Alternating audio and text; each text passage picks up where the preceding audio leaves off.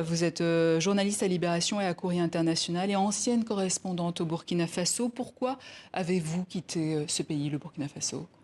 Je l'ai quitté contre mon gré. J'en ai été expulsée le 1er avril 2023 Pourquoi? à la suite d'une enquête qui était parue dans Libération. Une enquête sur laquelle on avait travaillé. On était 4 confrères de Libération à l'époque à nous être emparés d'une vidéo qui avait circulé sur les réseaux sociaux, qui avait même été partagée par des partisans d'Ibrahim Traoré. C'était une vidéo assez macabre dans laquelle on voyait des corps, 7 corps d'adolescents gisant au sol, vraisemblablement morts. Et les auteurs qui filmaient la vidéo se gargarisaient de ces décès. Il nous semblait que c'était des hommes en tenue. On avait un soupçon selon lequel il s'agirait de militaires. On a voulu chercher à en savoir un peu plus et on a pu établir qu'effectivement c'est une vidéo qui avait été tournée dans une caserne à Waiguya, c'est-à-dire au nord, la grande ville du nord de la région du nord, donc au nord de Ouagadougou. Et surtout, on s'est employé à resituer le contexte. Donc c'est effectivement cet adolescent qui avait été vraisemblablement tué par ces militaires qui s'en vantaient. Et dans un contexte, 2 jours après, il y avait eu un incident juste à côté de Waiguya, au nord, à l'est et à l'ouest en fait, de cette grande ville du nord, le JNIM, donc les combattants djihadistes affiliés à Al-Qaïda au Maghreb islamique, règnent en maître. Et il y avait eu un accrochage entre ces combattants du JNIM et les VDP, qui sont les auxiliaires civils de l'armée. Et il y avait eu une opération de représailles dans plusieurs quartiers de Waiguya, notamment dans l'est de la ville, des quartiers habités par des Morés, la communauté dominante, mais aussi par des Peuls, qui est la deuxième communauté du pays et qui est souvent accusée de collaborer avec des djihadistes. Et c'est donc dans la foulée que vous avez été Et voilà, juste pour finir, donc ces jeunes ouais. avaient été raflés, voilà, et nous on avait surtout documenté ce contexte, à savoir que les habitants nous avaient décrit des opérations de rafle qui tendaient à se banaliser, enfin à augmenter, des disparitions forcées. On avait documenté tout ce contexte-là qui avait amené des militaires ou des VDP ensuite à s'en prendre à des jeunes hommes.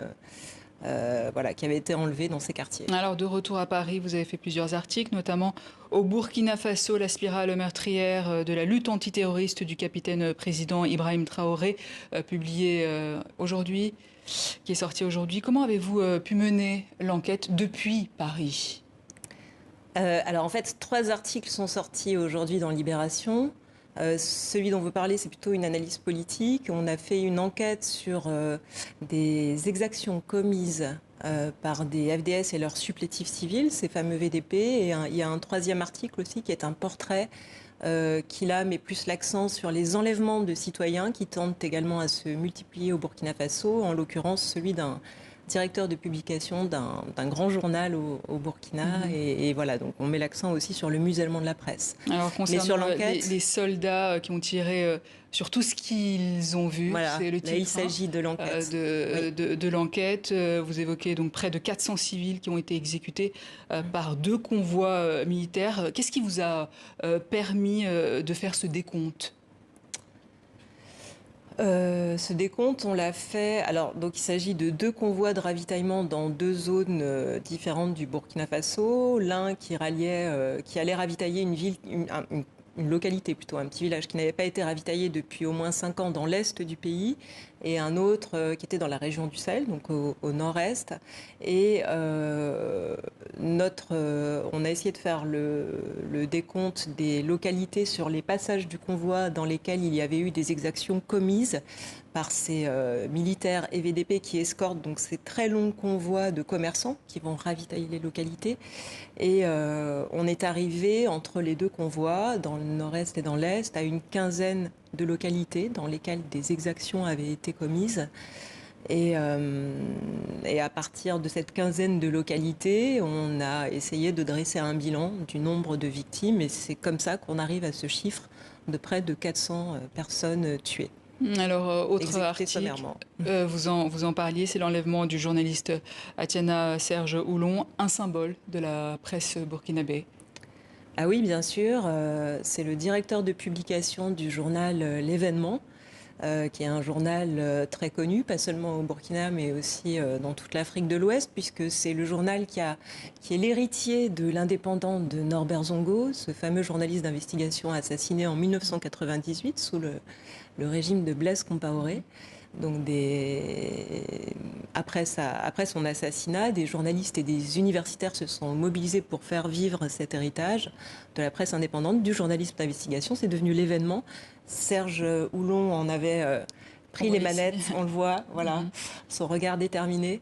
On avait pris les manettes en 2019.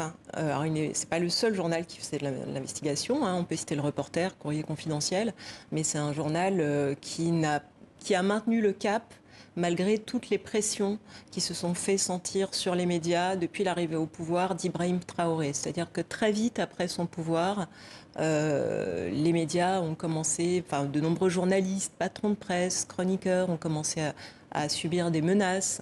Des sièges de médias ont été incendiés très vite. On a senti que le vent allait tourner pour les médias et voilà, le couvercle s'est refermé peu à peu. Et quand certains disent que ce sont les médias qui manipulent l'information, c'est ce qu'on entend beaucoup, pour jeter l'opprobre sur les autorités, qu'avez-vous envie de leur dire, vous qui étiez sur le terrain ? Je peux répéter ce que disait souvent Atiana Serjoulon quand il se rendait dans les plateaux télévisés, notamment sur BF1. Lui, il répétait qu'il n'était pas là pour attaquer quelqu'un. Non, nous, on essaye de faire notre travail. Cette enquête, on a mis 2 mois pour la sortir, alors qu'on avait accès, comme tout le monde, à des sources publiques qui sont sur Twitter, sur Facebook, à des alertes sur des exactions, sur des attaques, sur des massacres. Ces informations-là, tout le monde y a accès. Si vraiment on voulait manipuler, la semaine d'après, on sortait quelque chose en reprenant 3 infos qu'on a vues sur Facebook et sur Twitter en disant voilà ce qui se passe. Il nous a fallu 2 mois pour pouvoir écrire cet article. Ça a été un travail très compliqué, très difficile, à distance aussi, vous l'avez dit. Donc, bon, si on voulait manipuler, je ne pense pas qu'on se donnerait autant de mal.